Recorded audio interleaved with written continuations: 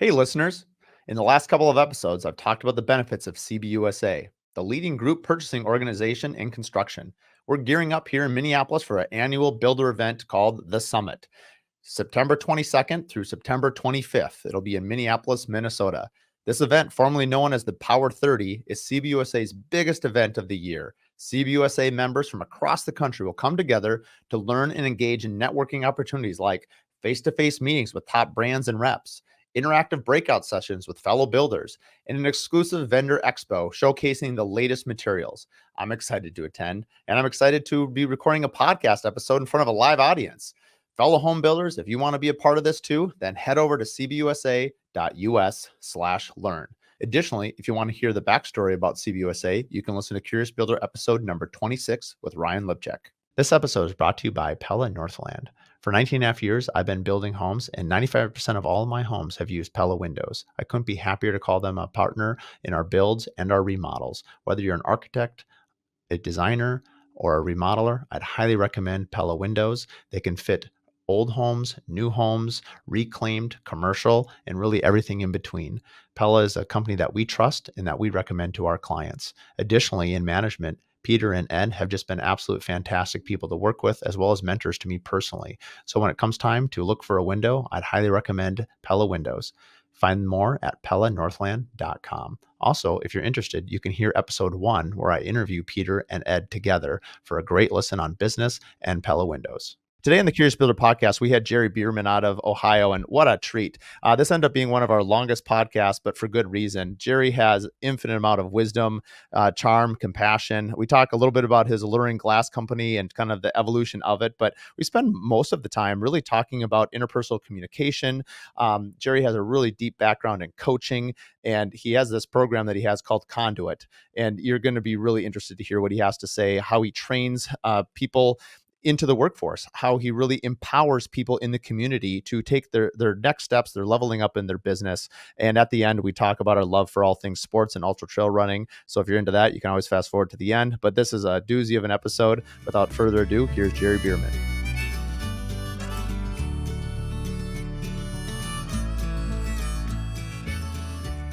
Welcome to the Curious Builder podcast. I'm Mark Williams, your host. Today, I'm joined with Jerry Beerman out of Cincinnati, Ohio, with Alluring Glass and Conduit. Welcome, Jerry. Hey, Mark. Thanks for having me. Good to be here. Excited to have you on. I thought we'd talk a little bit about Alluring Glass since that's one of your main companies, but probably spend most of it talking about Conduit since it's very similar to what we're doing here locally with the Curious Builder Collective. And there's just a lot of things that'll be interesting to hear about how you're doing it compared to how we're doing it. So why don't you give us a brief intro of who you are and tell us a little bit about Alluring Glass and Conduit, and then we'll kind of just dive into it. Yeah. Thank you, Mark. So my name's Jerry Beerman. I own Alluring Glass. I was telling you offline a few minutes ago, somewhere in the 16 to 18 year range from when I started it. I'm entrepreneurial in all the limited number of positive attributes that come with a pure entrepreneur, and I've got all the kryptonite tied to my entrepreneurial visionary mindset as well that I'm sure you and I'll talk about quite a bit. So I got into the trades. I'm not a trades person, so what your listeners might find interesting is that in the trades, many of the trades owners were tradespeople, right? That the technicians that were at it and ended up launching their own business and built it to whatever level they currently have it. But many of them, the vast majority in Cincinnati anyway, Mark, are tradespeople, and I'm not. I'm an entrepreneur that stumbled in. I feel like Mr. Magoo, if you remember the cartoon character, that as I've been on my entrepreneur journey over the years, Mark, I've stumbled in and out of a lot of challenges and some opportunities, and Alluring Glass has proven to be a great opportunity for myself, my family. And so that was launched as an entrepreneur, somebody that I've never installed custom shower glass or mirrors, which is what our company offers in the greater Cincinnati area and in the Dayton, Ohio market.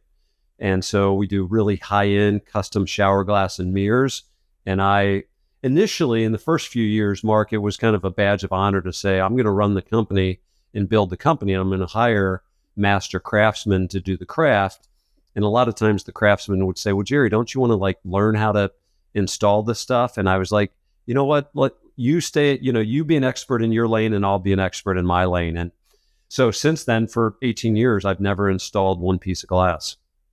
What did you, before we get into alluring glass, because just based on, I assume you're not 46 years old, or 36 years old, I should say, if you started in your 20s. What did you do before you Yeah. started alluring glass? Yeah. So I just turned 58, which I know you and I are going to talk about ultra running towards the end of this, but I just had my 58th birthday. And so prior to this, I taught tennis for 14 years. I've worked in a church for 7 to 10 years. So I oversaw children's and youth ministry in a church. The denomination, it's non-denominational, but it's called the Vineyard Church. So I worked there for quite a few years, and then I started nonprofits and started for-profit businesses in between all of those jobs. So always have had an entrepreneurial spirit, and just never really stuck with a business. So Alluring Glass is the longest business that I launched that I've stuck with, of course. That's funny. Is now hearing that, it sort of reaffirms what I could sort of feel, and just doing a little research about you and hearing you speak, watching some of your keynote speeches ahead of time. You do have a very sort of approachable coaching nature. I used to coach cross country running, and I was a tennis player as well. And so the fact that you're a tennis coach on top of that, it's funny because you have this very, I could see, we'll talk a little bit later about conduit. I can see Yeah. how the coaching aspect in terms of business is such a natural avenue Yes. for you to explore. Well, let's go back to Alluring Glass. Yeah. I love to always hear the origin stories. Like, why Yeah. glass? Like, why did you pick that? It seems like you could have done a number of things. Yeah. What made you start it? So in 2000, around 2008, when the market melted, I actually came across a couple guys that were they call them glazers in the glass business, Mark. And so I came across a couple glazers that were laid off. And the short version is I befriended these guys. I'm always interested in business and in the marketplace. And as I got to know these guys, I'm like, what does a glazer do? And through lots of conversation, I discovered that one of the things they did was they did custom shower glass. And so from a business standpoint, I was thinking, okay, if I was going to sell custom shower glass on a recurring basis, if I could hitch my wagon to everybody that was selling tile, I figured tile would be either installed in a kitchen or bathroom. And so if it was installed in a bathroom, it was likely that the glass, the big box stores would have a limited sizes that they'd be able to offer. So I figured, Mark, if I hitched my wagon to glazers that knew how to execute the glass, and I hitched my wagon to the tile people that sold the material, if I could follow the material, I could create a recurring opportunity of business. And so that's the way I started. And from there, obviously, that led me to tile installers, which led me to general contractors, remodeling contractors, and custom home builders, et cetera. So it started to create a ripple effect. I'm a B2B2C business. About 80% of our business goes through a contractor before we end up in your bathroom. So what I was looking for is a recurring, I've always been fascinated with business, of course, but I was really fascinated with the recurring nature of business. And so, with custom shower glass, again, if I could launch in and around 2008 and actually grow through that when the market melted, I thought, man, obviously through COVID we exploded, and we've never been seasonal. We have some ebbs and flows throughout the year, Mark, but we just don't have the big dips, and we don't have the highs and we don't have the lows. So it's just a great little niche business. Interesting. And I noticed, looking at your org chart, I'm guessing you have what, 15, 25 people? How many people? Yeah. Okay. And I noticed there's a couple other Beermans. You have a Dakota and a Ellie. Are they Yeah. son, daughter? Are they relatives, or how do they Yeah. relate to the No, family yeah, tree? I've got 4 children. I used to brag they're all off the payroll as my wife and I became empty nesters, which was the best season of my life by far. Maybe surpassed by grandkids, Mark, but But empty nesting was a home run for sure. So I got them all off the payroll. And then two of them have actually come back and got on the payroll, but they're not leeches. They're not sucking the life out of me. They're actually contributors. So my son Dakota is 31, and he actually is running our operations. And Ellie is 25-ish. Sorry, Elle, 24, 25. And she oversees, she works in the accounting department and social media team. We've had a lot of, husband and wives and father and sons on. I haven't had a ton of multifamily. In this case, you've Yeah, got two. How early on did you think that you'd have some family members join the business? And as a dad, I've a dad of three kids, but they're yeah. much younger. What kind of excites you about having them part of your team? And is there any con at all? It seems like, well, I'll Ne- let you ne- answer the question. Never planned, probably, gosh, we could spend hours talking about this. I never planned on them coming in. That was never the plan. And so they both, Dakota's been with me for the past 3 years, and Allie's been with me for the past 2 years. So, it really wasn't, it was really assessing their skill set and, and could they be contributors? Like, could they come in and add value? And if you went to our team and you went to the marketplace and said, "Hey, what are they good at?" They would tell you, within Alluring Glass, what they're good at. They're uniquely gifted, and they're uniquely gifted, and they're working in lanes that I need. I need people that have expertise in those areas. So, yeah, we're seeing it. 15 years ago, we saw a decline in father sons, father daughters, combinations, mother son, mother daughter. We saw we didn't we didn't see an influx in families coming together in business, but we are now. I'm seeing a tremendous quantity of kids that are coming into their parents' businesses right now in the trades. It's interesting. I don't know the stats. I've spoken a little bit about it. I should probably do some research on it. You hear all these stats, for every 7 plumbers that retire, 1 takes their place, and, similar statistics for HVAC and electricians as well. And I'm sure each market is different. But one thing that I've heard is someone just recently mentioned that it was something like 10,000 baby boomers are retiring a day. And I don't know how long that's going to go for, but they Yeah, mentioned that the percent of baby boomers that own businesses in the United States, that then therefore they're up for sale. And you think, as it relates to GDP, housing and construction has the largest needle in the United States, to my knowledge. yeah, Anything related somehow to housing or construction has a huge, huge, huge part. And it's part of the American dream, and it's very much built into our fabric of our culture. But the reason I'm bringing it up is there's a lot of businesses that are available to buy. And, when I started my company, I never even thought, I was a third generation builder, but each generation sort of stopped. And then there was like a 3-year gap before the next generation started their own company. So in some ways, well, I'm 3 generations deep. Each one was like its own thing. So in some ways, they're all first generation. But I yeah, bring it up because it never even dawned on me at being a young kid at 23 when I started, 24, that you could buy a company. I always thought you just had to start a company. And yeah.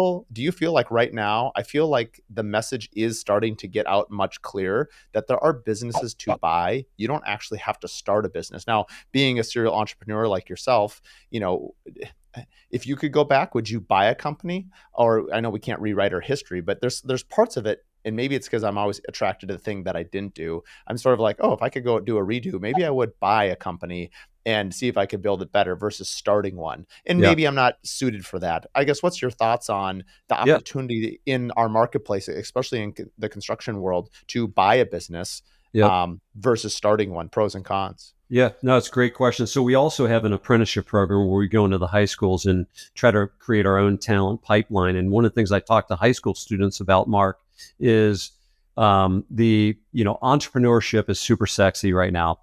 And so a lot of young people think they want to be entrepreneurs, and so I try to help them understand the difference between owning a business and being an entrepreneur. So a great example is Chick-fil-A. Like, if you want to own a business that just prints money, a Chick-fil-A is a great opportunity for somebody that wants to own a business, manage the systems, the processes that are put in front of you, and build good culture, and the thing just prints money. An entrepreneur, somebody like myself, I'd rather put a bullet in my head than work in own a Chick-fil-A, because I have to innovate and ideate, right? So a visionary entrepreneur, again, certainly they are not better than anybody else. They're not worse than anybody else either. But what visionary entrepreneurs have to do, Mark, is they have to test. They have to push the envelope. I'm the guy like Curious George, if you remember, like when I walk by and I see a wet paint sign, I always wonder how long that sign's been up, right? So I'm always like pushing it. And my wife's like, don't touch that. It says wet paint. I'm like, I need to verify that it's still wet. And so having that propensity for curiosity lends itself to entrepreneurship, which lends itself to building something. Now, when you talk about buying a business, there's a lot of businesses that we're looking to buy. So we also have a holding company that we're looking to buy some of my friends, the gray hairs and the no hairs. If anybody's watching, they can see that I clearly have no hair. But as you have an aging in place marketplace, there's a lot of these guys that don't have succession plans.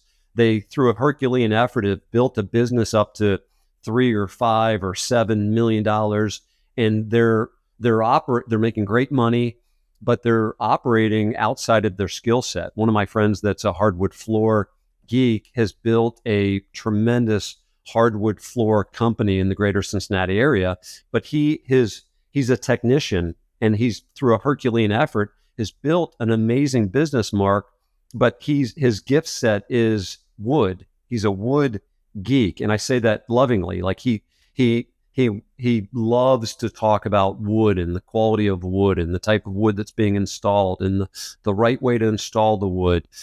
And he's running a multi-million-dollar company. The entrepreneur hat that he wears is not very appealing to him. So guys like that are like, hey, my kids don't want to take it over. They don't have succession plans. So people like myself are like, we need to build a holding company to help buy some of these businesses. And then people like myself get to exercise my entrepreneurial spirit by taking a $3, $5, $7 million company and then saying, can I double it? Can I triple it? Can I quadruple it, et cetera? So I think I'm answering your question. I think there's a massive opportunity for you to start businesses. And the benefit of me starting a business was I got to cut my teeth in lots of different areas. And so starting a business by yourself, I would argue, is not as glamorous as people think. But man, that's where I just developed a lot of skills, a lot of relentlessness that transfers over into ultra marathons was created by the launch of a business where I'm working 7 days a week. And I had 4 young kids, and it was hand-to-hand combat. It was hard, but all that tension, all that pressure, Mark, really helped to develop and refine skills. So I love the idea of starting businesses to develop your skills. But as you get older, as I mentioned, I'm 58. I'm looking for more partnerships as we get into conduit as well. Like, I want to partner with other owners. Like I don't want to be by myself, working by myself. I very much resonate with that. I've spoken about it on the podcast before about the 3 phases of business. There's learn, earn, and return. And I always joke that I've missed the earning phase and I'm in the returning phase. But I think I would very much be like you in the sense that, like, I like the iteration of new business. I like the testing of theories. I think one of the things that drew me into building a home early on in my career was creativity. Usually when you start as a new home builder, if you don't have a client and you're doing spec home, you as the owner, you're putting in the money, you get to design whatever kind of home you want. So the creativity to freely design a house, to build a house, to bring on your partners, there is a lot of liberty of freedom to just go create something. And it's very powerful. And I even think it's very powerful at keeping people interested in it. And I think regardless of what you do for a trade, there can be creativity and excitement. I think of his name was Johnny, and he was a framer I had, 15 years ago. And I remember every Friday he was a big fisherman and he would take pictures of the home. And I remember I'd show up on a job site and, make sure it's clean before the clients would maybe look at it over the weekend, that kind of thing. And And I'd say, Johnny, what are you taking pictures of? He's like, oh, I love to see how much progress I've made in a week. And it was very validating. There's very Yeah. few careers where you can see so visually progress Mhm. outside of construction. I mean, Yep. it's extremely visual, and there's something deeply satisfied on top of, you're building a home for someone and all these other wonderful things. But to actually see something that you're creating is very appealing. Oh, And 100. especially if you're into that sort of instant feedback loop of, I did something wrong. I mean, you can see it pretty quickly. I mean, if you install the roof wrong and it starts leaking, like, pretty quickly that something is wrong. Where I have to imagine a lot of other careers, it maybe, I don't know this, maybe I'm speaking out of turn here, but let's say you built a car, like, you're Yep. not going to know about this one part in the middle of the engine until you go to fire it up down the, 6 months down the road. I assume they do tests and things like that. But Sure. anyway, I guess my Sure. point is Yep. having constant feedback allows you to iterate and get better much faster than if Sure. you have to wait 6 months or a year or longer to see any sort of, feedback loop. 100%. Yeah, 100%. And as a third generation builder, obviously I'd be remiss not saying congratulations to you and your father and your grandfather. Like what a great accomplishment. In Conduit, we talk about building a legacy business, something of value that could be passed on. And your family has done that. You've built a legacy business. And so, I don't know if they've said to you, hey, Mark, don't screw this up. But, many of our friends that are launching businesses, or they're a decade or two into the launch of their business, we're saying to them, what does, at this stage in your business, do you have vision for a legacy business, something that you could sell, something that you could sell to your employees, something that you could pass on? Like, where are you at this stage in your, visualizing what you could have built versus what you have built, and then for your future, what you might build in the future, I and, mean, and getting alongside them and helping them do that. that's a great question. Our personal family is sort of interesting because it's like, since we're in the Olympics, I'll use an Olympic analogy. It's like the 4x100, except nobody brought the batons. So it's like, my grandpa ran and then he's like, I'm done. And then my dad's like, oh, I guess I'm going to run. So there was never a handoff. Like, each company, Yeah. there was no continuity. There was no buying or selling. That's why I mentioned, well, I'm third generation. There was no sort of continuity between the companies. My dad built 40 homes a year at 300 to 500,000. I built 4 homes a year at 2 to 5 million. So totally different businesses. But I think what I've really appreciated is how much I've learned from watching my parents be entrepreneurs, Yep. watching how they treat people. You're a coach, not only a business coach, but also a spiritual coach by the sounds of it, as on Yeah. top of a tennis coach. So much of the games that we play, in the businesses we run, we focus so much on maybe some of the technical aspects. And I think what really interests me the most, and what I learned, but I didn't realize I was learning, was watching how my parents and people that I admire, how they treated people. So And I love. I recently just someone asked me a question. It'll come out on one of these Thursday Q&As. I'm not sure the timing of this episode to that episode, but that question was asked to me: who has been the most important influence in your life? And I spent the entire episode just talking about my mom and dad. Yeah. And all of it was, it's funny because my mom was an interior designer, but all the things I learned from my mother was how she treated people, and Yeah. how her kindness. She used to have the saying that kindness is never out of style. And I Yeah. can't tell you how many times that's helped me in business resolution. And I don't always get it right. I make plenty of mistakes. Trust me, you can't be an entrepreneur Yeah. and not break some glass and then call Yeah. Alluring Glass to fix it. That's right. But, and then the rest is, simple stuff, very Yeah. simple stuff. My dad used to say, hey, if you make $99 a month and you spend 100, you're going to go broke. And That's if right. you spend 98, you're going to make it. And like, that's a really simple concept. I'm pretty sure my 5-year-old could figure that one out. That's But good. yet, how many entrepreneurs run into the reef of cash finance because they get overextended? And even if you know it, it doesn't make you exempt from dashing on the reef. Like, business is not, I think a lot of people look on and say, oh, I wish I owned a business, or oh, I wish, people love to say when there's a multi-generational thing, oh, you got handed a business. It's probably one of the biggest fallacies that I can possibly think of in terms of business. Like, in some ways, it's like, you asked this question before, like, I'm Yeah. not sure I even want to give my business, or like, Yeah. it's different if you coach them up to it and you learn them up, and Sure. they have to have a passion for it. But let's just pretend that that logic isn't part of this conversation. You're like, hey, child, hey, Dakota, here's the business. Good luck. You're like, that's like Child giving someone abuse. Yeah. that's like someone giving someone Yeah. an anchor while they're swimming across the Atlantic. They're like, thanks, Dad. Like, Yeah. unless they want to swim, unless they're training to swim, like, don't give them an anchor. Like, wait Yeah. for them to grasp it with two hands. I mean, that's how I would do it anyway. But 100%. And I also like what you talked about with your folks, which I think is as owners and businesses, that still more is caught than taught, right? So, you know, holding it, from an integrity standpoint, as you're leading, for me at Alluring Glass, like I never want my guys to feel like they're lab rats. And yet I want to test best practices, right? Because I'm a B2B2C business, I'm like, I want to learn how to effectively build a business, like build the people that build the business, right? So that's what, in terms of me talking to my staff, I'm like, hey, you guys have built the culture. Like we currently, present day, we have a great culture.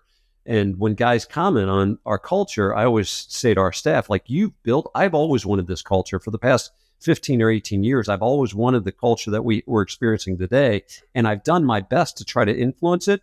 But you, 25 men and women, you built the culture, right? So, and you're the people that are building the business. My job is to model which this is hard, right? So, is to model the behavior and treat people the way that I want them to treat each other and treat our clients. So again, that's part of the personal and professional growth and development. Like one of the things that we know about owners is that, most of us, it's but for me shall I go. It's like, if you want to know the biggest constraint in your business, just go look in the mirror, right? You are, and love people enough to tell them the truth. It's like, I want to be a good enough friend to you, Mark, to say that, in your business, the biggest constraint is you. And so if you want to improve that, if you want to get rid of the bottleneck, then you got to make yourself better. And so, and a lot of this is suffocating the bullshit from people too, is to be like, hey, when you're complaining about challenges, like as another owner, if you just want to vent to me, that's fine. Like if you want to grab a cup of coffee and just vent and get it all out, then that's fine. If you want to vent, and then what I'm always asking my friends is like, do you want to fix it? Do you want to fix that?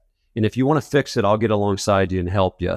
And that's what birthed Conduit, in full transparency, is that I wanted to get alongside my friends that own businesses and help them work through constraints. And I figured in doing so, Mark, I would learn a lot myself, right? I would learn best practices. What are some of the things that Mark does in his business that may or may not work in my business, but at least I can learn, like, what were you thinking in that? Like when you were dealing with that issue with that client or with that teammate, how did you address it and what were you thinking in the process? And of course, how did it work out? And then me as another owner, I get to decide, do I take exactly what Mark did and do I bring that back into my business, or do I bring a version of that back and do I test that and see how it worked? Right. And so that was, again, that got me on the journey of, man, I want to add value to the marketplace. I figured, like, if I could make custom shower glass, like really custom, like more like, from the fabricators standpoint, the glass fabricators, like how custom can I make this application for Mark's bathroom? And then how excellent can I make the customer service? At some point, you could argue, I can't make it more custom. The material, like I'm already using the best material. I can't actually make it more custom than, right, uber custom.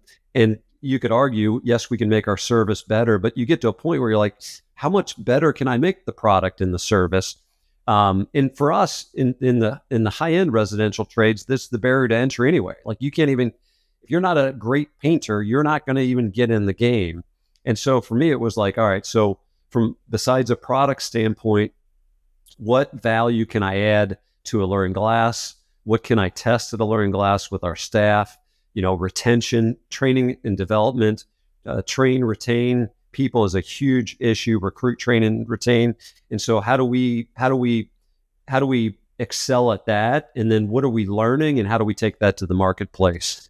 So we want to share all of our findings. What I appreciate about a lot of what you've shared, and maybe go back to our earlier part of your question. I'm 43, and you had asked a question a little bit earlier, like, and maybe it was more, I guess the question was framed in such a way that at what point in your career do you start working on your business instead of in your business? And that's a pretty popular topic, Sure. and Yeah. rightly so.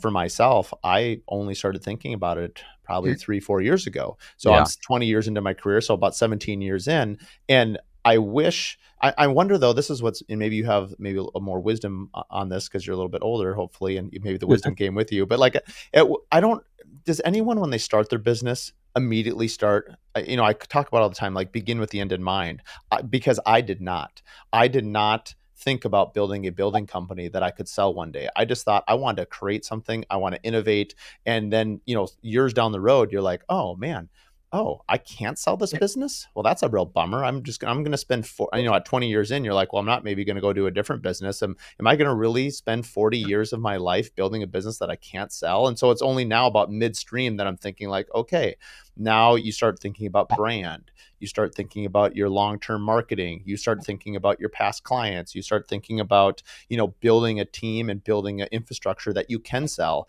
That I am envious of, let's say Alluring Glass or a company like that, where, your beginning sale point, end sale point, and the fact that you can have repeat clients because you're B2B, whereas a custom home builder, I'm B2C. Yeah. And you're much more subject to the whims of, popularity and fads. And to be fair, let's say one of your custom home builders does 10 to 20 projects a year. That's 10 to 20 orders every single year, like clockwork. Now you start building that out. That is a very attractive business, where a Oh, custom home builder, yes, I think the average stat used to be somewhere like 7 to 8 years, something like that was the average American, moving. yeah. But I'm looking in my 20-year career, I've had a few past clients, but none of my big homes have they turned over. Now, maybe when I'm 40, will I start doing stuff for their kids or whatever? Maybe that's yet to be determined. But you get my point. Is I 100%. spend so much of my emotional capital and branding capital and sales for like a one and done. It's like I'm searching for like, 4 Moby Dicks a year. Yeah. You harpoon them, they don't have offspring. I don't get it other ones. And so at Yep. least in the business model, that in the high end residential world that I'm in, Yep. what's your thoughts on that? I mean, you Yeah. work with plenty of builders. Yeah. Well, Um, so the first thing is, and I'm happy to do this through a Zoom call or a video call, or come up to Minnesota and talk to all your subs and remind them that that Mark actually is your sales and marketing team, right? So that all your subs, I don't know how many subs that you guys average for a new home, all but of them. I mean, we yeah, don't self-perform anything. So yeah. everything done on a job is through a trade partner and subcontractor. So, is there 30 plus, 40 plus subs? Yeah. So each of those subs, if they're good, which I'm sure they are working for you, it's that like you're giving them projects. Like I remind our staff all the time when the phone rings and the guys are like, the phone's ringing off the hook. It's like, in '08, it didn't ring off the hook. Like, you bite your tongue for being frustrated the phone's ringing. Like, answer it, first of all, because Mark's calling you to give you another job. That's the whole sales and marketing bucket. So I'd love to talk to all your subs, which we'll probably come back to. But so the sales and marketing bucket is critical. You mentioned a minute ago, at what point in your life do you start recognizing you need to work on yourself? And I think that's a great question for your listeners. Like, and here's my question to your listeners: who in your life that you respect is telling you the truth? Like, who in your sphere of it, and I'm not asking you this question, Mark, right now, but think about this. Like, who do you trust that's actually giving you some feedback, some critical feedback? Because when I started recognizing the need for me to work on me, it's when I had a relationship with some other men that I very much respected, that I gave them permission to speak to me, and they started challenging me. They started saying, "Hey, Jerry, when you said this to your staff, when you did this, when you said this about your staff, when you said this about your family or your wife or whatever, I don't think that's the best version of yourself. Like that doesn't sound like, the Jerry that we know and love, the best version of you. That doesn't seem like that was it." And when you have people in your life that are willing to tell you the truth, and you're humble enough to listen to them, I think those are the ingredients, Mark, is you got to have people around you, trusted advisors, people that you trust that are giving you advice. Like these lone rangers, man, it is just so detrimental. The damage, the carnage that you will cause your family in the marketplace by you being a lone ranger is just, it's just monumental. So Well, I started working on myself when I had friends that loved me enough to challenge me.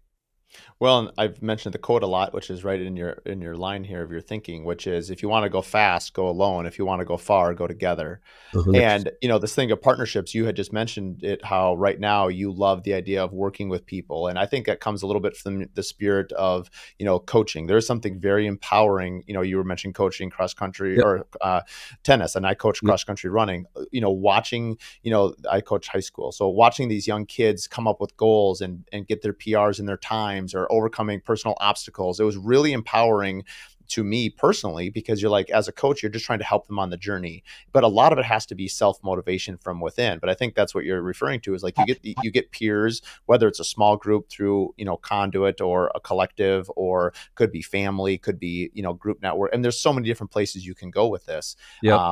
Could be your church. I mean, in a lot of things it's with you personally that ends up coming out in your business, because so many entrepreneurs, they identify themselves as their business, and there's pros and cons to that. I think people need to be a little careful that their identity, in my opinion anyway, isn't so tied up into their company, because then if their company suffers, or if you are your company and you go out of business, does that mean like your life is over? No. I've spoken before that actually one of the most freeing things that ever happened in my career was in 2008. I was only was it 3-4 years into my building career, and I Yeah. remember I asked my dad for some money, and he said no. And I remember being completely relieved that he said no, because I didn't want to borrow money from him, but I Yeah. didn't know what else to do. And he said, if you fail, that's okay. And Yeah. I remember the safety net being taken away like a trapeze artist, and Yeah. that's when I took off. Yeah. And that really, really empowered me. And so to your point, having people around you that say no now, being married, speaking of being told no, Yeah. anyone who, Yeah. 100%. I mean, having some checks and balances, It, it has helped me so much. It doesn't make it easy, but I think if you're not doing the work on yourself, and I it, remember someone telling me good parenting advice, and the advice that they gave another parent, and this is before I had children, but I've taken it to heart, was they were talking about their children, and they were correcting their children, and they said, if I don't correct you, the world will. And I'm going to be a much gentler corrector than the world. But one way or another, you will learn this lesson. that's, That's always had a huge impact on me. And how we sort of coach other people or yep. encourage other people, but it is pretty hard. You cannot, unless people around you are willing to so be coached or ask for help, it ends up sort of falling on deaf ears. Yep. That's good. And again, depending on the self-performing of your listeners, you were mentioning that your company, you don't self-perform, you use subs. And so whether they're employees or subs, because a lot of times people are like, it's different, Jerry, I have all subs. It's like, actually, it's not that much different. Not like none of my employees and none of your subs woke up this morning and thought to themselves, I'm going to go do terrible work today. Like, no, nobody wakes up and thinks I'm going to be like, this is going to be, I'm going to perform terribly. So something happens from the time they wake up, they brush their teeth, they go to the bathroom, they drink coffee, they, whatever, they get to the job site, something happens. And so I'm curious from a leadership standpoint is what are some of the things that I can do to help? Again, I want to personally and professionally develop my staff and my subs. And so, what can I do? And some guys might say there's nothing you can do. And I would argue that absolutely, there absolutely is. There's lots of things. There's so many ingredients that you can actually help them be the best version of themselves. And then if you play this forward, Mark, in your business, if all of your subs are well-trained, supported, however you could do that, or we could do that to help them be the best version of themselves, what happens to your jobs? What happens to your what's the experience your customers are going to have, and what's going to happen to your brand. Like it is a rising tide lifts all ships. And I think, maybe it sounds idealistic, but there's a lot of us that are like, by God, we're going to do it. Like we're going to invest the money and the time to help people be the best version of themselves. And so in my company and in the marketplace, we talk about your personal growth and your professional growth. And my wife is working remotely in a couple rooms over, and she works in HR, and she's always like, Jerry, you can't. And I'm like, I do. I'm just, as a small business owner, I always tell my staff, like, you would say, I don't have permission to ask about your personal life, but I know that you bring yourself with you everywhere you go. And so if your personal life is a shit show, then I know that you're going to struggle at the job. And so I care enough to have hard conversations with people. And I love people enough to do whatever I can. I'm not an expert in any of these things, but I can get them resources. And I think that's where I love the word conduit, because conduit isn't the source. It's just a resource. And so for me, my tank gets filled when I help connect somebody with a resource that's going to help them. And so I think it's the same thing that you do with your staff, the same thing that, Mark, you can do with your subs. And again, we build people that build businesses is kind of that's my. Yeah, so let's talk about Conduit. Yeah. So Yeah. you'd mentioned that you've had it for quite a while, but it was kind of Yeah. a one-man band, and now it's become Yeah. something much, much more. Why don't Yeah. you tell us, we've got about 22 minutes. I want to save Yeah. at least 10 for ultra running conversation. Yeah. So for the next 15 minutes, let's talk about what Conduit is, what your hopes and aspirations for it is, and how they've, I imagine, have completely exploded here over the last couple of years based on what I've seen Yeah. from some of your, Yeah. website portals. This episode is brought to you by Adaptive, the software for builders that automates draws, budgets, and bookkeeping with AI. For over a year now, I've been partnered with Adaptive, and they've just been an amazing game changer in terms of efficiency in our time and all our bookkeeping. From the time we get an invoice, we import it into their system. The AI codes it, cost codes it, job codes it. All we have to do is review it, pass it through the people internally in the office, all digitally, and then it gets approved and paid all via ACH. It's becoming extremely fast and saving us countless hours a day and a week. When it comes to draws, all of our budgets now are set in Adaptive as well. So now when we cost code against the draws, we can do our change orders, and then with a click of a button, we can submit these draws to our title companies or to our homeowners for faster payment. If you're looking to save time, and if you're looking to be accurate, I highly recommend Adaptive. Additionally, if you'd like to listen to one of their founders share the story of Adaptive, you can listen to episode number 15 on the Curious Builder podcast. Lake Society magazine is Minneapolis' premier target market boutique lifestyle and design publication. It embodies the unique lifestyles and design of the Minneapolis City Lakes neighborhoods. From Lake of the Isles to Lake Harriet, it showcases the best in local design projects by both premier builders, architects, and interior designers in this area. Lake Society magazine has the look and feel of a national publication with glossy covers, high-end finishes. It's mailed directly to upper bracket single-family homeowners in the City Lakes area, and it's the perfect local coffee tabletop publication. Subscriptions can also be available through the website lakesocietymagazine.com. Additionally, publisher and founder Karen Steckel has over 27 years in the local magazine publishing industry and has a passion for high-end photography and quality graphics. Her commitment to quality, visual simplicity, and beauty are strongly reflected in her beautiful Lake Society magazine. Yeah, so Conduit was again launched 12, 14 years ago, where I was looking at the market. I was looking at my customers. It was a total selfish play. I was looking at my customers and I was like, what value could I add? So I looked at you, Mark, and it was like, hey, I'm serving you with shower glass. What value could I add to you beyond shower glass? And as I got to know you, I found out that through conversation that we were all struggling with the exact same business issues. It's like, oh my gosh, we're all client acquisition, client fulfillment, job costing, profitability. Anyway, we're all struggling with the exact same things. And I was like, wow, there's not an organization addressing, like in corporate America, there is, like with Vistage, and like in Cincinnati, there's all kinds of organizations that corporate America has access to, that if you want to grow people personally and professionally, there's dozens of organizations. But within the trades back then, there was nothing, right? There was the Home Builders Association, and obviously there's value there, but they really weren't focused, solely on growing people personally and professionally. And so the launch of Conduit was myself and some people like yourself, Mark, some thought leaders in Cincinnati that said, look, we're all struggling with the same thing. Let's once a quarter do free workshops. We'll get an expert on the topic, and we'll invite all our friends that own businesses, and we'll provide these free workshops. And we'll just try to help get them trained up.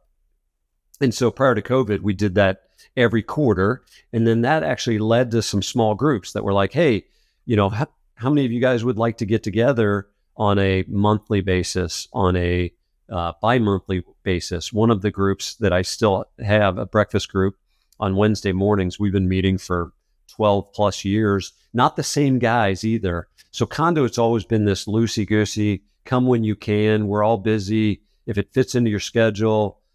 I wanted the barrier to entry to be as low as humanly possible, Mark. So there's never been we never charged anything. I flipped the bill for everything.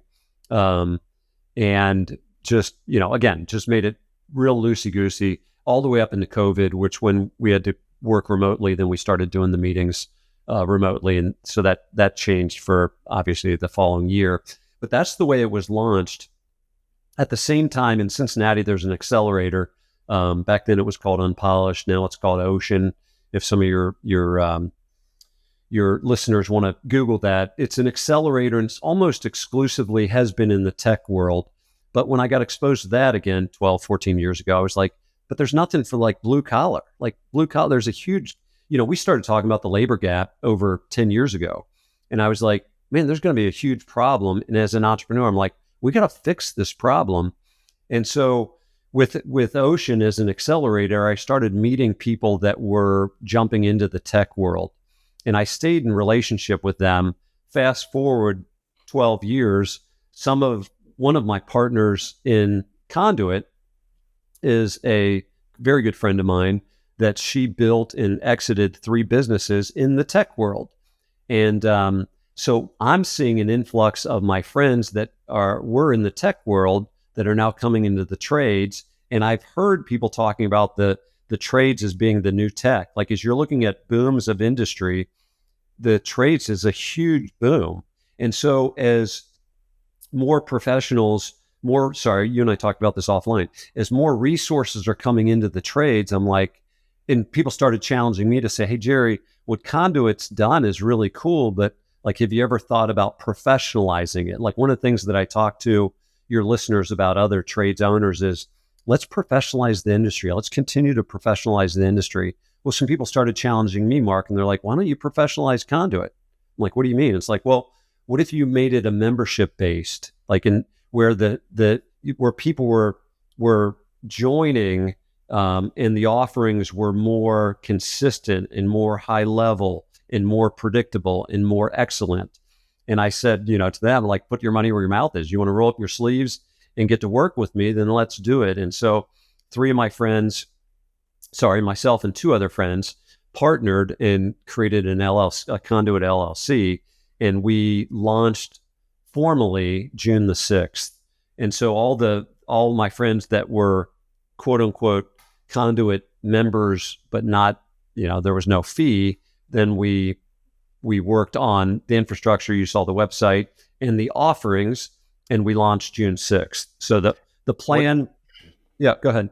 Well, what kind of memberships do you have right now? I mean, it's only 2 months old, but you would have been able to pull from all the let's call the, not fly by the seat of your pants, but the looser structure. You obviously had a big pool of people that probably had been to 1 or 2 a year or more. Yep. How many are signing up for the actual membership now? Yeah. So, and again, I don't take that as any disrespect, because I was self-funding it and then self-running it. And so it was, doing the best I can, which again, people gave me a lot of grace. People gave me a lot of grace with that because they weren't paying for anything. And so the plan was by September 1st to have 50 members, and by January 1st I'm very ambitious. So the leadership team's like, if we could have 100 members by January 1st, and I'm like, maybe 150, right? So I want to push the envelope. But To date, I think we have 64 members, so we're Wow, ahead. that's Yeah, outstanding. And so is we're is that cross all? I mean, it's really focused on business, and so is it cross all sort of disciplines? I mean, it's not obviously just yeah, builders or remodelers or yeah, architects. It's really anyone related to home building that wants to be a part of a business culture. yeah, yeah. So residential architects, new home construction, remodeling contractors, and then all the service providers, all the subs, and then the service providers as well. So people that the lumber companies, for instance, they can be sponsors as well. So yes, Mhm. the entire network that you would see in within like the Home Builders Association in Minnesota, you would see the same Yep, representation. the same representation. How do you structure your actual meetings? I know I was Yep, looking on your website, you've got a monthly speaker series. They speak yep, for 1 hour. yep, You've got a quarterly planning session, which is a half day, and then yep, you have an annual planning, which is one full day. But then yep, you have additional offers. You have this, yep, peer engagement like these, I assume, small groups. You have social events. You have one-to-one consulting, professional it- services. So it's a robust offering. What are yeah. you seeing, I guess, speak to the terms of numbers of people? Is it more participation or is it more learning and like an education? Like if you have a speaker, I imagine the room is full of what, 60 people, and one speaker Yep, is just speaking for an hour on whatever topic you're yep, bringing in. yep. So the language would be it's a private membership based peer to peer learning community, and the where the plan is to be national. We do have membership now in Dayton, Ohio, Columbus, Ohio, and Wilmington, North Carolina. So the plan is to take it take it nationally as much as it can help the market is to expand it. But to your point, there's a monthly speaker series that is people can join via Zoom. And any of your guests that want to just join via Zoom and just get a taste of any of this, they're welcome to. I'll give you a link to all of it. But yeah, the monthly speaker series is the second Wednesday of the month. It's 1 hour of content that we believe will be universal to the membership base. So this next Wednesday, the 14th, is on operational excellence.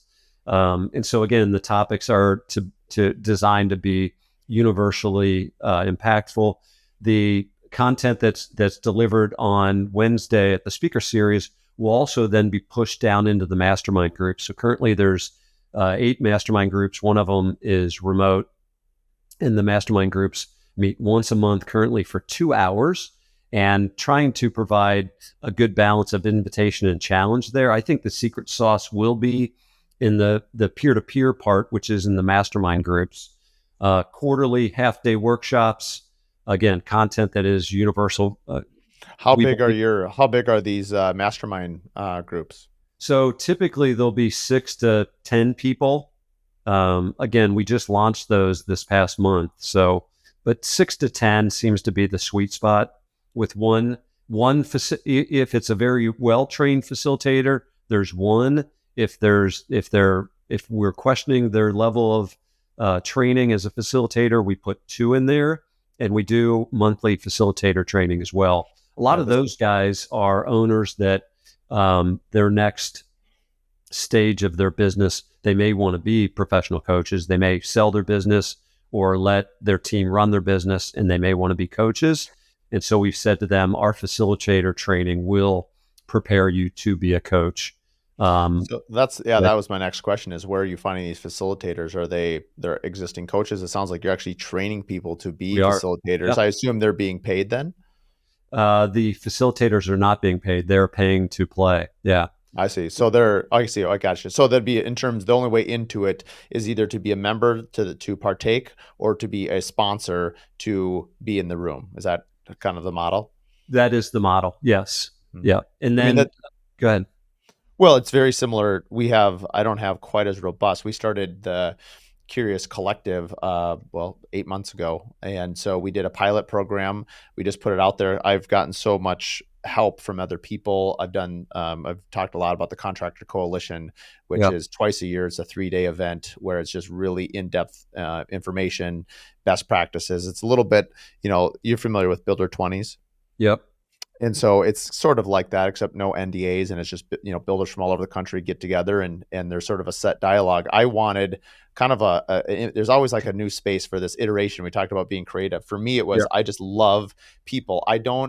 I can't have to say that while I was a fairly decent student, I don't love sitting down and just listening to people talk for an hour. I need to ask questions. I was this is a funny memory. I haven't shared this before. I think I was voted my senior year of high school the most talkative person, but it was because I asked the most questions. I remember one time, just a funny memory now coming to Yeah. me was, I remember we had a math test on a Friday, and none of the kids in the class wanted to take the test, and you were presenting, and this was fifth grade actually, and so I had, early on, I was a curious person, and the teacher said, well, Mark is the last person. After Mark is done, we'll take this test. And I remember going around the room and saying, if you guys all keep asking questions, I'll talk for the whole 45 minutes. And That's a, I did. And it's funny because I'm sure the teacher was a little surprised that some fifth grade kid could talk the whole time. But anyway, it's only coming back to me now about filibustering. But well, anyway, where I'm going with this, I need to interact. And yeah, so I'm in another small group called Coalition 9, and the gentleman who started is fascinated with the number 9. It's actually what squads of the military are based on, small enough that it can get stuff done, or big enough that it can get stuff done, but small enough that it's nimble. And so I've sort of adopted from different peer groups, and the Curious Collective was born. We had 30 people show up, so I thought, okay, we'll cap it at 30. But I've always felt that I didn't want it to be free, for two reasons. One is, if I'm going to put this much time and effort into it, I need to be compensated for my time, and I'm not yeah, going to apologize for that. We're doing a very valuable service. Colleges don't serve, it's not free to go to college.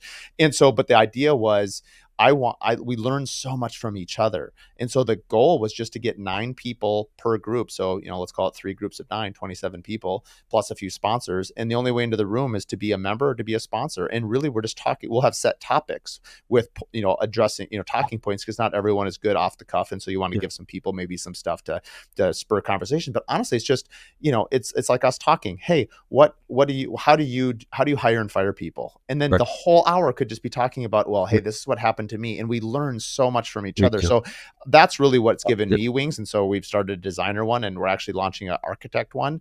And so we'll see what the future iterations, and I'm not going to spend the whole time, I want to hear more about you, but yeah, there's so much what you're talking about that I'm also sort of iterating on right now that I find really appealing, yeah.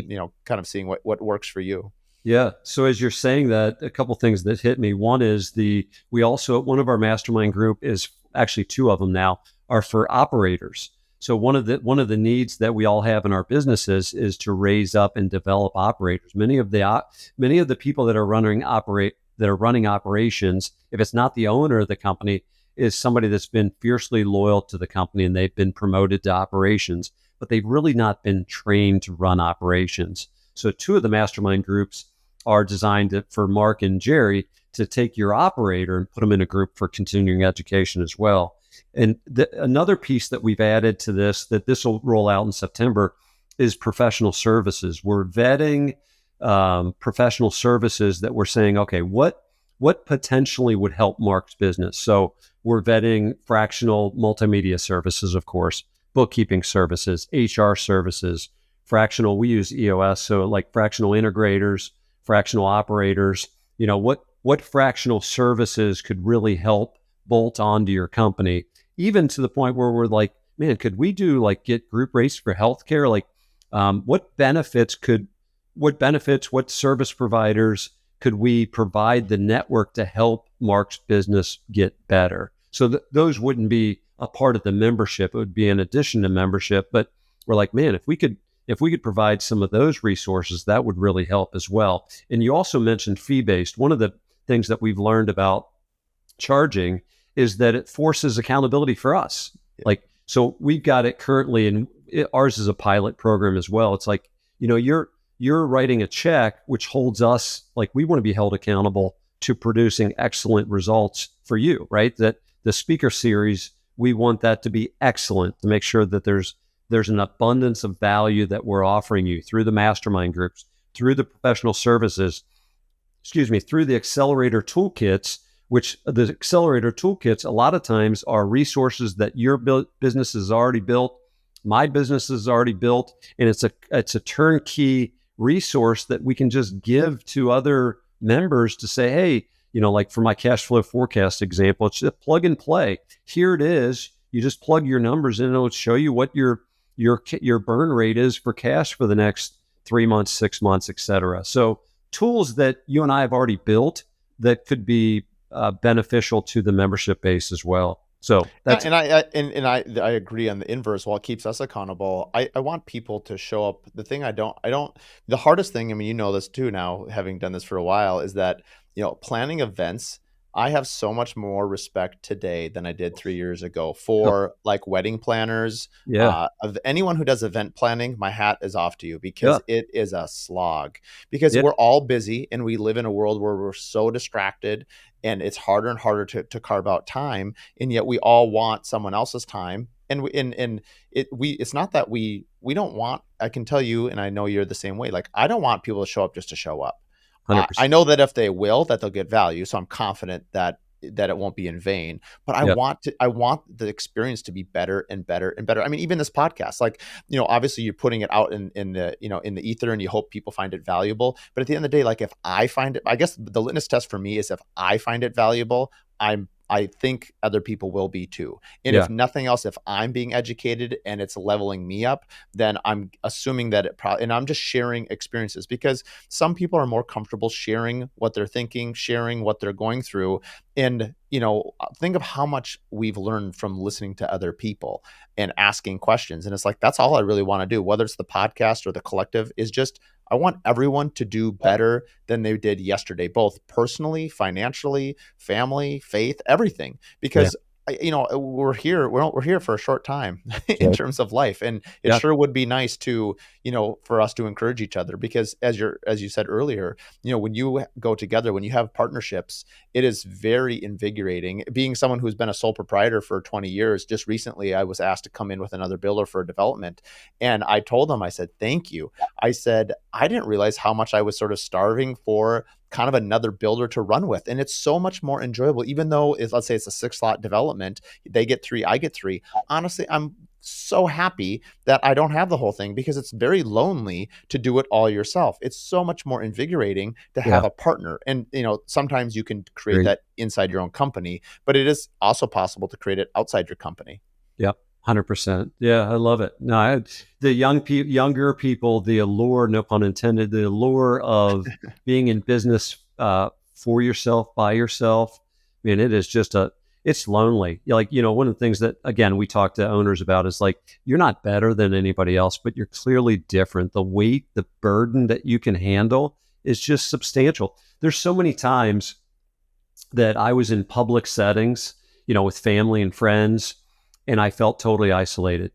Like, the other thing that owners, we learn to do is we learn to wear a mask, right? So like when I'm, years ago, I'd be at whether it's Thanksgiving or Christmas, or whatever family gathering, and I could blend in with the family, but inside I was just tormented. The weight and burden that I felt to just, again, it's a Herculean effort. I always tell guys that are starting businesses, Mark, I always say, hey, here's the mindset you need to have. It's almost impossible to do what you want to do. It's not impossible. It's just almost impossible. Like you need to get the mindset that what you're about to embark on is going to take everything that you have. And to your point earlier, it's like, one of the biggest challenges is you don't even know how to get prepared for the journey until you're already in the freaking journey. Like you're navigating minefields and you're like, holy smokes, I am not prepared for this, but you're already in the minefield. That's why I'm telling these guys, you got to get trusted advisors around you. You got to there's so many of us, like as a new friend to you, Mark, and your listeners, like, I'll give you my cell phone number. I'll give you my email. You can contact me. I will make every attempt to accommodate your schedule. I will make myself available to be a resource to provide insight based on my experience. I can't tell you what to do, but I can tell you how I navigated minefields. And what we know about the trades is it's salt of the earth owners. I mean, these are people that, like, they are willing to give you their experience. And what's a shame is many of them aren't even asked. They're not even asked. And they would gladly tell you the things they did to navigate the minefield. And so your job as an owner is just to have the courage to reach out and ask these guys and I, gals. I 100% agree. It's funny because, so much of this stuff ends up being good personal advice. I remember, being someone who's very extroverted and not shy with my opinion. I don't know when I learned this, but I'm very close to my sister. And I remember she was complaining about something. And I finally got to the point where I was listening and I said, it was a family issue. And I said, do you want my opinion or would you just like me to listen right now? And she Yeah. paused for a good 5, 10 seconds. She goes, I just want you to listen. But Yeah. I'm embarrassed to say that I only did that when I was 40. Like, how much of a better brother or person would I have been if I had Yeah. realized Yeah. that listening, sometimes you started off and somewhere in the middle of this conversation, that sometimes if someone just wants to vent, that's okay over a cup, but like, kind of like, let me know. And I think guys, maybe it's because we're a little bit more obtuse. Like, I know, like, a lot of times we famously, as husbands, at least I can say for myself, fail Yeah. this miserably. My wife will tell me what her problem is, and I'm like, well, she must want me to solve it. Here comes the superhero husband. And 99.9% of the time, she does not want me to solve this problem. She just wants me to Yeah. listen. Even though I know this answer, I guarantee tonight I'll make the mistake again. Maybe that's the black hole that all husbands somehow deal with. But I know, at least with my sister, and it's some way how easier with business owners, where like Yeah. a business owner will call me and they'll say this, and I'm like, do you want me? Do you want some feedback? I mean, and they'll be like, yeah, well, why else am I calling you? And you're like, okay, well, that makes sense to me too.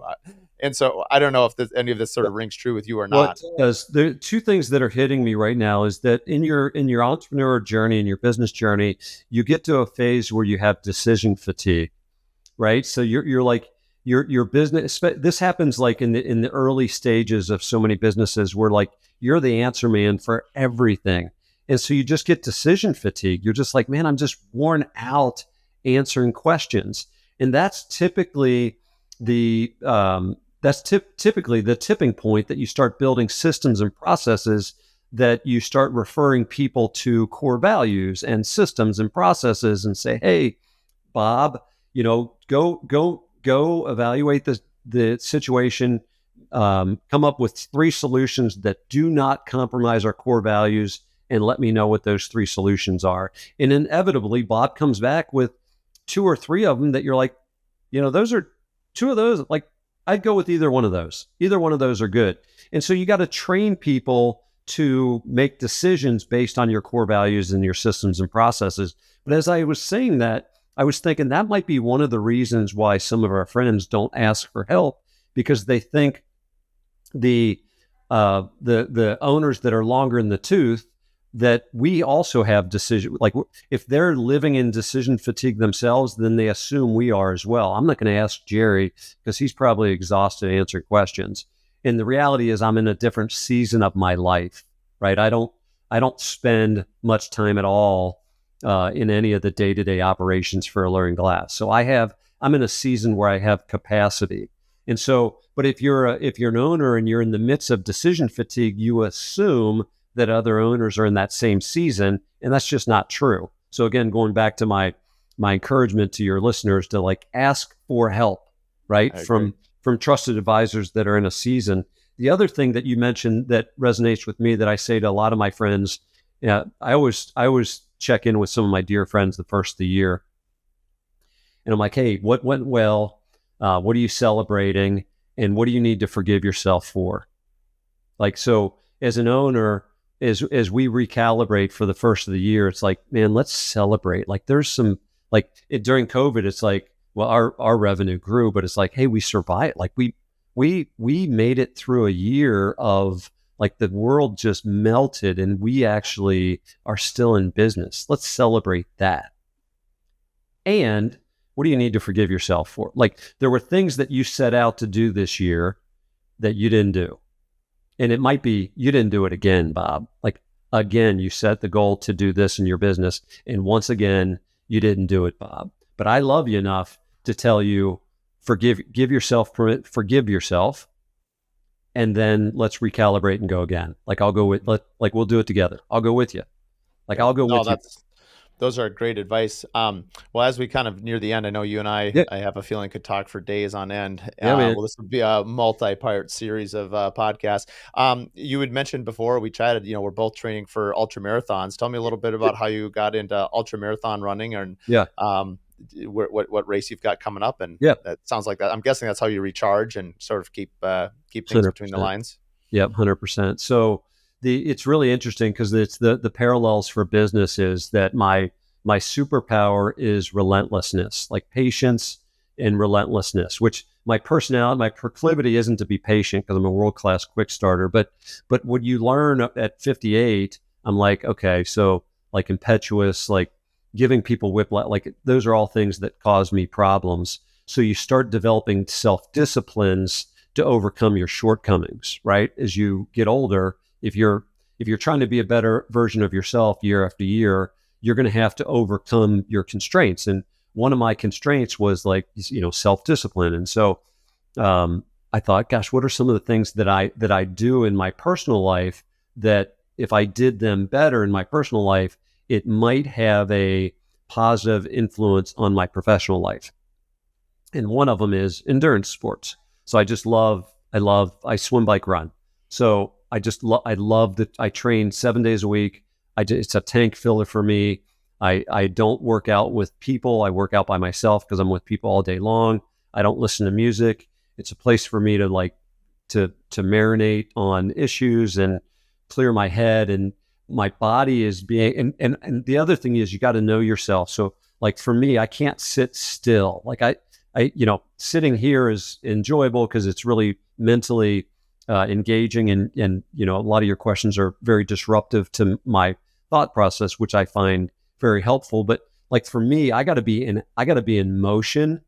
And so if I get my body in motion, which I'll run after this podcast, I'll go run, and my body will be in motion, and my mind will be just in this like rejuvenation state, right? So sometimes I'm processing specific challenges. Sometimes I'm just kind of vegging or thinking about vacation or thinking about how beautiful it is or whatever my mind wants to wonder, I kind of let it wonder. So, So with that background, I assume you've done triathlons, or how long you've yep, been in the yeah, endurance game? yeah, yeah. So again, I played and taught tennis. So I played all through high school and college and taught for 14 years. And so always been around sports. But as I started a family, I was like, tennis is like really time consuming to get a workout. So I was like, I can get a pair of running shoes, and like anytime I have 20 or 30 minutes, I can go get a workout. So I started that in my early 20s. And then when I was, so I've always gone to the gym. And it's just been a part of my routine. When I was 50, a buddy of mine posted on social media that he signed up for an Ironman, a 70.3. And so I looked at that, and I didn't post it in social media, but I sent my buddy Chuck. I'm like, I'll do it too. I've been a marathon runner for a lot of years, and I thought, how hard can it be to learn to swim and bike? It's hard. It's freaking hard. it's, it's really hard. And so, and what's interesting when you're 50 is like you don't try new things a lot. So I got in the pool and I sucked. I was just like I could swim to stay alive, but I couldn't swim directionally for any length of time. And it was so hard. It was physically hard at first, then it was just so mentally hard. And I binged a book called Atomic Habits, like probably read it 50 times, and it was talking about that you can actually take things that you hate doing, and actually your mind is powerful enough that you can actually teach yourself to love something. And that might sound ridiculous, but if you read Atomic Habits, you'll see what I'm talking about. I went from hating swimming, so I swim Monday, Wednesday, Friday. The night, so Sunday night, I'm like, frick, I got to swim tomorrow. But I literally took all the content in that book, and I literally started brainwashing myself to love swimming, to the point where I would get in the pool and swim for 45 minutes or an hour, and I would tell myself I'm becoming the type of person that loves to swim. And I know it sounds ridiculous, but after a year of telling myself I'm becoming the type of person that loves to swim, I actually found myself after a year loving to Oh, swim. and that book was big on habit stacking. So if you have a good habit, 100%. add to it. I always thought about it from a spiritual standpoint. If you're good at reading, could you add praying? Or if you're good at praying, could you add reading in the mornings? Or obviously in the workout scenarios, if you loved, swimming, could you then add a 20 minutes bike? And then before Yeah. you know it, the thing becomes a habit. Yeah. I think what's amazing about what you just said is that so when I train, because right now I'm signed up for a 50, just as you are, trail race, is to me a big part of his community. I Again, this is the extreme extrovert part of Yeah. me. I could benefit from more alone time. And I always, whenever I do it, I get thousands of thoughts. In fact, most of my business ideas come when I am having that alone time, which is Yeah. very beneficial. But I do find, that getting up at 5 a.m. and going running with a group of 7, 8 people, you're talking about business, you're talking about life, you're talking about family, you're talking about and it ends up becoming like a community. And honestly, before you know it, you've run an hour and you're like, oh, I guess I'm done now. And so I actually, kudos to you. I mean, I think it's sort of impressive if you're doing all three of those disciplines alone. I mean, granted, you're in your head, so that's obviously Yeah. different. I know a lot of people do it. My wife hates running with people because that's her alone time. Yeah. And so I think you've got to find a way to make it a habit so it's repeatable. And And so, I think you just hit on a point that your listeners, I think, will benefit from is like, you got to find out what works best for you. Like mhm. you're pulling, as you get older, you're pulling levers to see how much, what do I need coming in to energize me? Cause I'm giving, like people like yourself, I'm certain, like you give, like you're giving. I love to give. Like I just love it. If I can give money, I love to give money. If I can give time, I love to give time. If I've got any wisdom, any insight, I just love to give. I got to receive. Like you got to receive. And so where do you receive? And so for me, like, again, I always hate when people say, you should do this, you should do that. It's like, you should have all over the place. Like, just like, here's what I want to know what you do. But what works for me is I go run by myself because that gives me invigoration. For you, you go run with a group and it gives you invigoration. The point is the same. You got to recharge. And so you're pulling levers of, like, leaders are giving, giving, giving. You have got to receive. It is a foolish statement to say, I don't have time to work out. I don't have time. Now, when I say it's a foolish statement, like it's a BS statement, right? So I don't have time to go on vacation. I don't have time to work out. I don't have time to blah, blah, blah. It's like, as your friend, it's BS. That is just not true.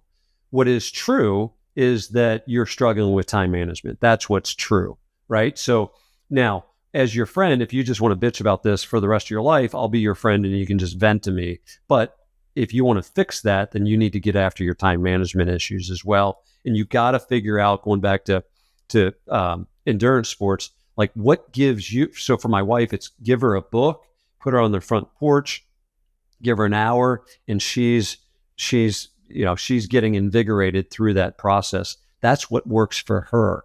And I think that's, to your point, that's what you got to find for yourself.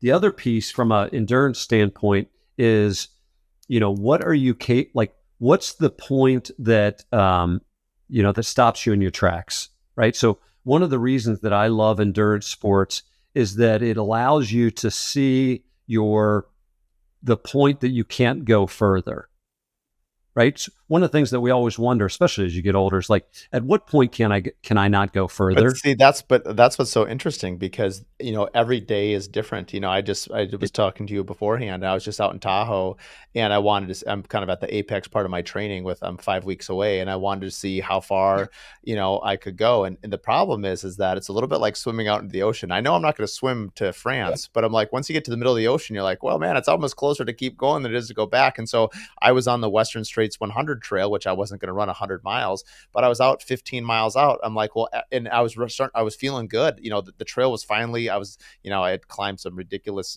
altitude. And now I'm like, I could actually run. I don't have to power hike. So now I'm enjoying the running. I'm like, well, for every mile I go away, I've got to come back. And my energy at some point, you've got to know kind of your limits. And anyway, it worked out and I went 29. But to your point is like you, I imagine not only entrepreneurs, I think that's why we love ultra running, or that's why I do, or honestly any sport, I can find these internal challenges. I think that's what I bet you would, if you would find people that start businesses or people that challenge themselves, because you already mentioned, like someone said that owning a business is no, parenting is a contract with failure. Well, honestly, so is owning a business as like you are going to fail so many times. My wife told me the other night on the way home from dinner, she's like, how many times do you think you fail? I'm like, I bet you we failed the majority of the time, but Today, yeah, but people celebrate the small little wins. And I think you get kind of conditioned yeah. running, sports, basketball. It doesn't matter what what sport, Yeah. frankly. It's you're playing these internal games with your head.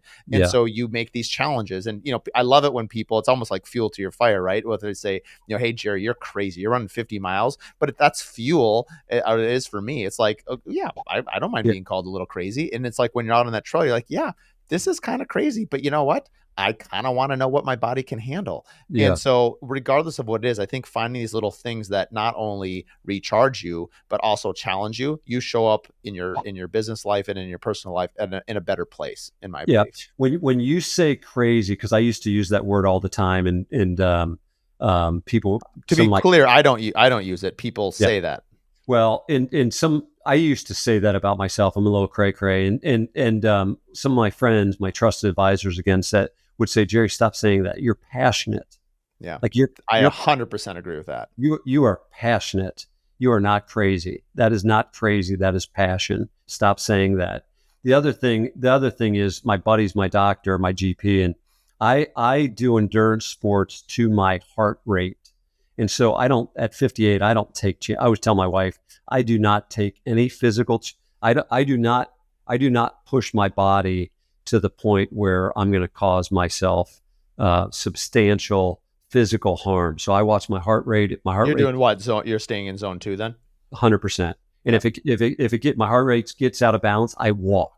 Right. Mhm. If I need, But if I that's need, honestly, but seriously though, isn't that what is so beneficial to me about ultra running is like, and I like trails because I can't stand roads because it's so much easier on your body to be on dirt. But love it. and I was never a very competitive runner. I had some bit of a running background, but compared to others, I was a diesel truck. But the point of it is like it was sort of you kind of thought in your mind if you raced, let's say 5K or even a marathon, you're like walking is failure. That is not correct. That is your ego, and you're like that. I love this quote: "Your ego is not your amigo." Yeah. And like in trail running, what I think they have in such a much a better benefit over other disciplines is that when you go up a big hill, if you're using your heart rate, not only are you more efficient at a lower heart rate to power hike that hill than run it, but it's kind of like you give yourself permission. So it becomes a much healthier mental place to be in. I Sure. think this is so relatable to business because not every moment in business are you going to be running a PR in your business. Yeah. Not every year is your best year ever. I mean, you can't Yeah. have every year best year ever. Yeah. And to your point, like maybe celebrating the fact that like, hey, we survived this year in business. I think in running, hey, like I told you that on day 2 I did a 20 and the last 5 miles I had to walk it in. Like I was done. There was no tread on the tires. There was no gas in the tanks. I'm like, man, if there was a helicopter out here, it sure would be nice to get a ride home. But you know what? I guess I just got to walk it in. And Yeah. the point of it is, it's like you don't end up feeling bad about that Yeah. because you now have adjusted your mind to a healthier place. Yeah. And I think, again, for your listeners, I'm 58. I'm working on my 47-year plan now. That has me tapping out at 105. And then That's awesome. I understand that man makes plan and God laughs at our plans. But I say that, again, this is important for your listeners, is that, uh, we're in a process, we're on a journey. So one of my friends that signed up for that Ironman, he was a half mile from the finish line and he dropped, and A half mile. half mile. Oh, And I'll send him this podcast because I think he'll appreciate this. And he medical guys came and said, hey, got him. He's like, I'm fine. He got up. They're like, no, you're not okay. He's like, I'm fine. And he convinced them to let him go on. He took a couple steps and he dropped again and they pulled him. It was a DNF. He ended up getting 2 bags of fluids before they released him from the medical tent. And some people might say he failed. He didn't fail. He got a DNF. He went back the next year and he completed it. Right. So it's like, that, again, giving yourself permit, even if you fail, to your point, sorry, I use that word. If you shut your business down, right, you go bankrupt and you have to start over, the mindset, I would encourage you, like, you didn't fail. You just learned a bunch of stuff that you're going to take with you to your next venture. Whether you didn't fail. You didn't fail. You fell. You did 100%. And I think I don't think it's like in business. I don't think it's winning and losing. I think it's a journey. Again, going back to the endurance sports, one of the things I love about endurance sports is nobody's ridiculing you. Like anybody watching the events, nobody's like, hey, slowpoke, hey, fat guy, hey, what? Like, it's always like, hey, you can do it. You look great. I'm like, you're lying to me, but I That's so appreciate that. funny you said that, Yeah, because one thing I noticed, so I played tennis and you coached it, is like there is a yeah, winner and a loser. And so you cheer for your team. The one thing 100%. I noticed about being a cross country coach, you'd have 500 kids running a race or whatever it was, didn't matter the number. And of course we celebrate the kids that are in the front, but here's what was cool. You would see parents, because these kids suffer. Like I always say, I don't care if you can run a 5-minute mile or a 20-minute mile. Like if you're out there sweating and trying, like I'm clapping for you, and it's a journey of life. I think running does something that is very visual that most other sports can't convey in such a clear concept, at least not to me, is that everybody cheers for that person who is suffering. And I've seen people cheer way louder for people in the back half of the race than they do on the front half of the race. And yes, as a culture, I get we celebrate the winners and whatever. But honestly, what's so cool about it is that even a competitor, if I'm on a different team or their kids are on a different team, as a coach, I am cheering for that kid because I don't know the journey he's been on. And to your point about you show up to a marathon, you've got Humpty Dumpty, you've got Slim Racer, you've got Lightning McQueen, you've got Yeah, Usain Bolt. I mean, there's so yeah, many different body types running. It actually is inspiring because you're like, wow, if yeah. anyone didn't think they could run a marathon, I'm telling you right now, you could You run can, a marathon. yeah, you can. And and Yeah, and it's so empowering to see people achieve their goals. It's super inspiring. I think that's why people gravitate to the marathon. And it's a great, I think it's a great galvanic force for good, because I think it levels a lot of the ego out of it and people can just do it. And I think the biggest challenge you have is just yourself. And yeah. then once you do it, you kind of get past it. But It's good, man. so Love it. Yeah, I love well, it. dude, we could talk seriously. This is by far the longest podcast I've ever recorded because I try to keep it at an hour, but I couldn't stop when we got into running. Great. So, I appreciate it very much. We'll have Yeah. all your contact in the show notes, and Yep. I have a feeling we'll be seeing each other soon. We're not going to talk about it. I'll leave you with this teaser: is we are doing a sauna camp, health fitness thing through the Curious Builder in January. That I'd love to see if you could come up for it. And then we're actually doing a Curious Builder boot camp out in Zion National Park in middle of May. It's 3 days. You get off the airplane. There's no phone, no alcohol, and it's 3 days of hiking, trail running, canyoneering. But it's really to get business owners in the building field or commercial or just construction field to get out in nature and be together in a small group setting. So to me, Let's you're yeah, let's my prototype. let's see if we can collaborate on some of that, Mark. That That sounds sounds good. awesome, buddy. Appreciate your time, and Likewise. we'll see you soon. All the best. All right. We are happy to announce that we have a one-to-one coaching session that can be found on our Curious Builder podcast platform. So you can book a time with me, and it'll be 1 hour to ask any sort of questions that you want, talk about business, talk about life. Maybe you're dealing with a difficult client and you just want to maybe shop with another builder and say, hey, how do I handle this? Or maybe you're looking to rebrand your company. Whatever it might be, you can head to our website and book a time, and I'd be happy to sit down and give you that hour, and we can talk about whatever's on your mind. The podcast has now been running for the last 2 years, and it's because of people like you that are listening to the podcast, spreading the word, that our audience continues to grow. One of the ways that you as listeners can help support the show is head to our merch page, our shop page on thecuriousbuilderpodcast.com. You'll see that we have 3 different offerings now. We have a shirt that we partnered with Harnish on. We have a hat from BOGO that I use for ultra running. It's also just incredibly sweat resistant. So for any of you guys are outside in the sun working, the hat looks great, but it's also extremely resilient to sweat. And then of course our Hive notebooks. These notebooks are amazing. I was given one a couple years ago and I've fallen in love with it. The paper's made out of stone. It's waterproof. It's tear-proof. It's amazing. So if you like what you listen to, if you appreciate the show and the content that we're producing, please head to the shop page. Buy a notebook, buy 2, give some to your employees, give some to the guys in the field. We'd really appreciate it. Thanks for listening to the Curious Builder podcast. If you like what you listen to, please give us a 5-star rating and write us a review. It really means a lot. It's a great way for us to just understand what you like about the podcast and what we can keep doing. So like and review, and please share with your friends and family. Find out more at curiousbuilderpodcast.com.